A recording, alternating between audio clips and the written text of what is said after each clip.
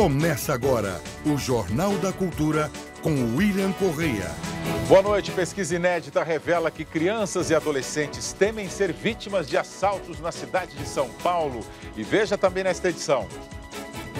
TCU pede agilidade ao Senado, que só vai poder votar as pedaladas fiscais do ano passado depois de analisar todas as contas dos governos desde 2002. Ministério Público pede condenação do ex-diretor da Petrobras, Nestor Cerveró, e a devolução de quase 300 milhões de reais. Desemprego tem nova alta e a cotação do dólar se aproxima de R$ 3,30 no fechamento. Rede de fast food ganha na justiça o direito de vender lanches com brindes para crianças. A cada hora, o Brasil registra 3 casos de intoxicação de pessoas que tomam remédio por conta própria. É um risco muito grande, mas dependendo da situação, é a alternativa que a gente tem.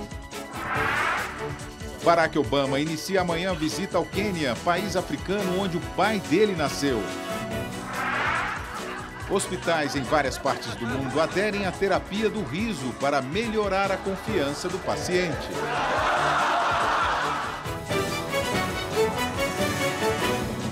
E ao meu lado estão o filósofo Luiz Felipe Pondé e o vice-diretor do Instituto de Estudos Avançados da USP, Paulo Saldiva. Mande sua pergunta aos nossos comentaristas pelo WhatsApp, o número está aí na sua tela, e também pelo Twitter e Facebook do Jornal da Cultura. Redução da meta fiscal do governo provocou a disparada na cotação do dólar. A moeda norte-americana fechou a R$ 3,29, o maior nível desde março. A economia brasileira continua numa maré ruim. Hoje, a maior agência brasileira de classificação de risco rebaixou a nota de crédito de longo prazo do país. A família de Alfredo é dona desta padaria na zona oeste de São Paulo desde 1961. Ele conta que nos últimos meses os clientes sumiram e o movimento caiu 30%. Muita gente está segurando mesmo no máximo, só estão consumindo o necessário. Nesta loja de roupas, também na capital paulista, sobram mercadorias e faltam clientes. O gerente diz que o cenário atual é o mais crítico em 15 anos. Estou liquidando, entendeu? Para ver se segura o quadro de funcionários, segura. A gente se vira. O Sandro até levou a família para passear no shopping, mas o único gasto foi com um livro. Todo mundo acho que tem que segurar. Do jeito que está hoje não tá muito fácil, não. Um levantamento internacional feito por um dos centros de pesquisas mais importantes dos Estados Unidos mostrou que a situação econômica não está nada fácil mesmo. Segundo a pesquisa, 87% dos brasileiros dizem que a economia anda mal. Nos 21 países pesquisados, o Brasil tem perspectiva menos negativa do que o Líbano e a Ucrânia. Para reforçar ainda mais este sentimento, dados do IBGE mostraram que o desemprego chegou a 6,9% em junho, o maior para o mês desde 2010. 1.700.000 brasileiros estão desocupados. O número é quase 45% maior que o registrado em junho do ano passado. Após os cortes nas metas fiscais do governo, o dólar disparou nesta quinta-feira. A moeda norte-americana avançou 2,17% e terminou o dia cotada a R$ 3,29. Outro motivo que impulsionou o dólar foi o rebaixamento da nota de crédito de longo prazo do Brasil pela Agência Brasileira de Classificação de Risco Austin Rating. Isso significa que, para essa agência, o país perdeu o grau de investimento, que é uma espécie de selo de bom pagador e um porto seguro para os investidores. O mercado trabalha com a perspectiva de uma redução da nota do Brasil também por agências internacionais de risco. Para este economista, a instabilidade política está dificultando o ajuste da economia brasileira. A confiança, que é a variável-chave nesse processo de recuperação econômica, ela não reage. E, com base nisso, como reflexo disso, a expectativa de recuperação da economia, que já poderia acontecer lentamente a partir do próximo ano, pode ser postergada para 2017, 2018, algo realmente muito ruim para o país.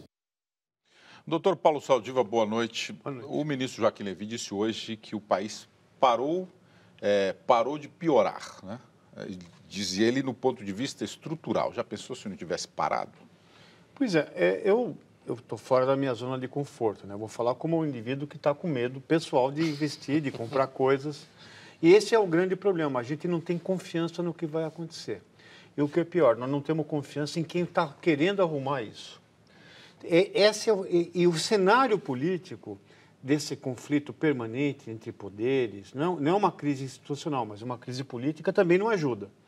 Então, eu acho que eu torço para que o segundo semestre as pessoas se entendam e resolvamos fazer uma agenda positiva para o Brasil como um todo.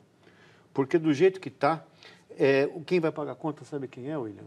Aquelas pessoas que vão perder o emprego, e geralmente começa nas empresas, nos assalariados, são esses que vão pagar a conta maior. Tem gente que pode cortar e sobreviver, e tem gente que vai perder tudo. Isso é uma pena. Luiz Felipe Pondé, boa noite. Boa noite, concordo plenamente. Eu acrescentaria duas coisas. Primeiro, é uma tristeza o resultado da matriz econômica da presidente Dilma, né? Uma nova matriz econômica. Parece que o combate à desigualdade social, que no começo do governo do PT ia bem, com o Lula, né? Claro, navegando o que o Fernando Henrique tinha feito. E a Dilma aparentemente reduziu o combate à desigualdade social a deixar todo mundo pobre. Então, aí a igualdade social. Todo mundo está pobre, então não existe desigualdade social. Agora, com relação à crise política, de fato é uma tristeza. A impressão que a gente tem é que a moçada em Brasília não está nem aí para nós. Porque, tudo bem, é bom existir independência do legislativo, como se discutia no começo do ano.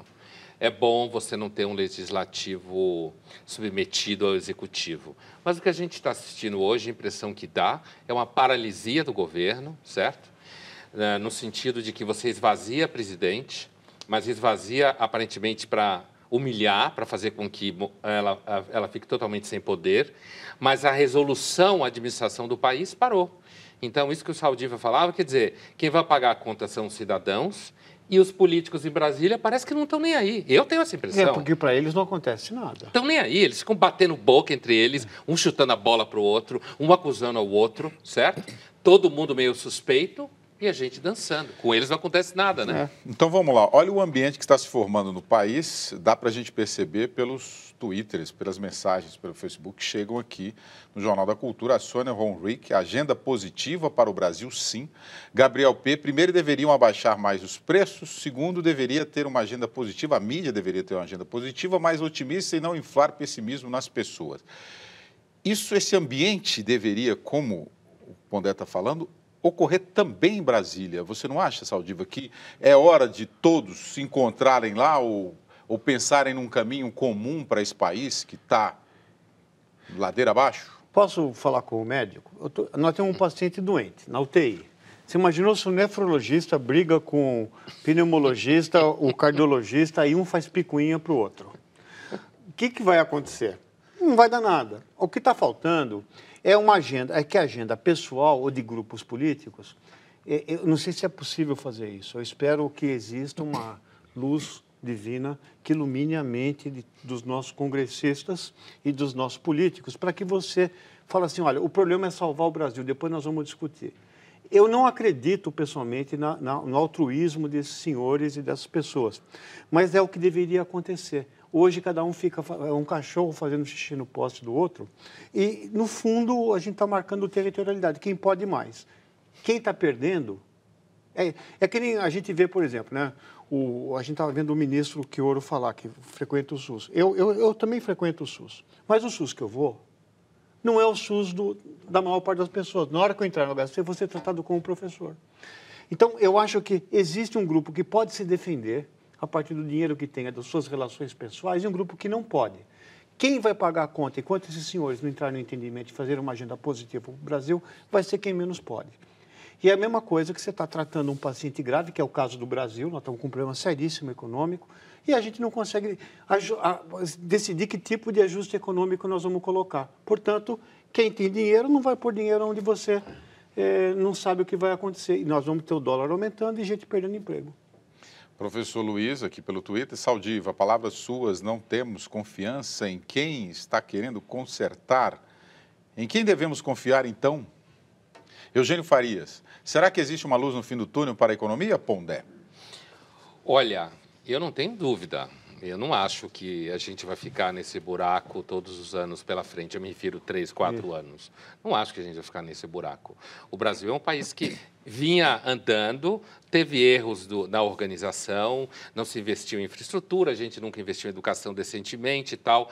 Com o Plano Real, a gente se organizou um pouco melhor. Nos primeiros anos do Lula, houve uma distribuição um pouco melhor de grana, as pessoas conseguiram melhorar um pouco de vida. Então, nós estamos mal, mas eu acho que, assim, antes de tudo, quem está lá em Brasília devia pisar no freio. O Saldiva foi da ciência à teologia em 2 segundos, né? Ele foi da medicina a uma luz divina da graça. Mas, assim, né? Mostra, na realidade, as duas frentes que a gente precisa trabalhar, com a ciência e com a esperança, né? Olha, vocês estão sendo chamados aqui de petistas, viu? Jorge e Luísa, que é a agenda positiva para salvar o pescocinho da Dilma. Olha, vocês, é isso que vocês querem, seus petistas? Não, olha, é a primeira vez na vida que alguém me chama de petista. Mas, assim, segundo lugar, não se trata de salvar... Aí é o erro, me parece. Ele se engana. Não se trata de salvar o pescoço de ninguém, no sentido de Dilma, ou seja lá quem for. Se trata de salvar o nosso pescoço. E é um engano achar que, nesse momento agora, fritando-se A ou B, vai se salvar o pescoço do país. Eu acho que é o contrário. É pelo menos isso que eu entendo que a gente está falando. Não é uma questão de salvar o pescoço de ninguém. Como eu fui chamado de petista ou de político, eu queria fazer uma declaração de fé. Eu não tenho a menor afinidade política com qualquer partido. Não me identifico com nenhum dos atores políticos que hoje estão no Brasil. A gente vem aqui sem receber um tostão, pelo prazer de se divertir e tentar falar com a nossa própria mente. Dizer que a gente está defendendo uma presidente ou um presidente da Câmara, alguma outra coisa, não tem nada a ver. Eu acho que esse tipo de clima é o que atrapalha o Brasil hoje. Nós estamos num permanente fla-flu, e se você falar A, alguém vai dizer B e que você está comprometido com o outro. Então, eu chamo isso de ignorância organizada. É o tipo da coisa que tem a ver muito com aquele fundamentalismo religioso, né, onde você começa a perder a lógica para você ter um papel, digamos, já pré-formado e pré-concebido. Isso não está ajudando o Brasil, inclusive nesse tipo de debate. Antes de votar as contas de 2014 da presidente Dilma Rousseff, o Congresso vai ter que fazer o que está adiando há muito tempo. Há 12 anos, senadores e deputados não analisam a prestação de nenhum governo. O ministro do Tribunal de Contas da União, Augusto Nardes, relator das contas do ano passado, se reuniu com Renan Calheiros para pedir que o Senado acabe com as pendências. No meu entendimento, como há muito tempo não vem sendo votado, a sociedade não tem conhecimento desta matéria que é de extrema importância, que é o pagamento dos impostos que o cidadão faz e que tem que ser prestado isso pelos presidentes da República que passaram e a atual presidente. Enquanto não analisar a prestação em atraso, o Congresso não poderá analisar as contas de 2014. Depois de 12 anos, a votação ganhou status de urgente em tempos de embate entre o Congresso e o Palácio do Planalto. O presidente da Câmara, Eduardo Cunha, disse que algumas prestações serão votadas assim que o recesso de julho acabar. Eu tenho 5 contas prontas aí. Essas 5 vão para o primeiro dia, já está na pauta. Entre os 31 indícios de irregularidades apontados na prestação do ano passado, o TCU destacou as chamadas pedaladas fiscais. O atraso de repasse de dinheiro para bancos públicos responsáveis pelo pagamento de programas sociais, como Bolsa Família, e de benefícios como seguro-desemprego. Todo ano, o Tribunal de Contas da União apresenta um parecer que avalia a atuação e o cumprimento de leis e metas pelos ministros e pelo presidente da República. Mas cabe ao Congresso a aprovação desse parecer. Se o Congresso entender que a presidente da República feriu a lei de responsabilidade fiscal ou cometeu ato de improbidade administrativa, o caminho para o impeachment fica aberto. O advogado-geral da União, Luiz Inácio Adams, entregou uma defesa com cerca de 1000 páginas, esclarecendo as contas de 2014 aos ministros do TCU. Agora teremos condições de avaliar de forma muito criteriosa as respostas que foram apresentadas ontem. Pondé. Olha, duas coisas. É importante avaliar a conta de qualquer governante, não só da Dilma, seja lá de quem for. E se não faz, e não se faz muitas vezes para nos criar problema, está na hora de acabar com isso e avaliar. Agora, eu pessoalmente não acredito, aí fica essa coisa de, isso pode levar a impeachment. Eu não acredito que ninguém quer assumir a função da Dilma, certo? Ninguém quer assumir a presidência, porque ninguém quer o pepino de resolver o que está acontecendo aí. Então, fica essa espécie de samba, sabe? Um fala isso, outro fala aquilo, como se fosse uma espécie de atormentar o tempo inteiro a presidente, no caso, e aí mostrar cada vez mais que ela está fraca, mas isso acaba caindo no nosso colo, porque o país vai ficando desorganizado. Mas é importante analisar as contas, mas não acredito que vai acontecer impeachment, porque, inclusive, quem fala de impeachment não quer assumir a presidência. O Emilson Nunes Costa aqui pelo Twitter, o que me impressiona é que apreciar contas do governo, segundo a Constituição, não é uma faculdade, sim uma obrigação. Sim, é isso aí. Mas se a gente for pegar toda a lista de obrigações que esse Congresso não fez, vamos precisar escrever uma enciclopédia britânica, você concorda? Eu acho que...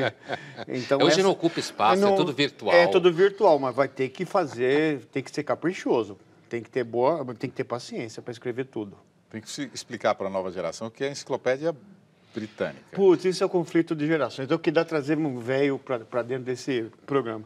Era uma coisa antiga que você comprava e não lia. Era um monte de volume, mas que estava todo o conhecimento ali dentro, né? Mas era de bom tom ter. Wikipedia no papel era e em uma inglês. Wikipedia no papel em inglês e difícil de mexer, mas que era gostoso de ter, era. Muito bem. O Ministério Público Federal pediu a condenação do ex-diretor da área internacional da Petrobras, Nestor Cerveró, do lobista Fernando Soares, do doleiro Alberto Youssef e de Júlio Camargo, ex-consultor da empreiteira Toyo Setal, por lavagem de dinheiro, corrupção ativa e corrupção passiva. Além de pedir que as penas sejam cumpridas inicialmente em regime fechado, o MPF quer a devolução de 296 milhões de reais desviados da Petrobras. E os presidentes da Odebrecht e da Andrade Gutierrez entraram com pedido de habeas corpus no Superior Tribunal de Justiça. Essa é a segunda tentativa de ganhar a liberdade. A primeira foi negada. A seguir, a automedicação mata 20 mil brasileiros todos os anos e ainda o Quênia se prepara para receber Barack Obama, que é filho de uma americana com um queniano.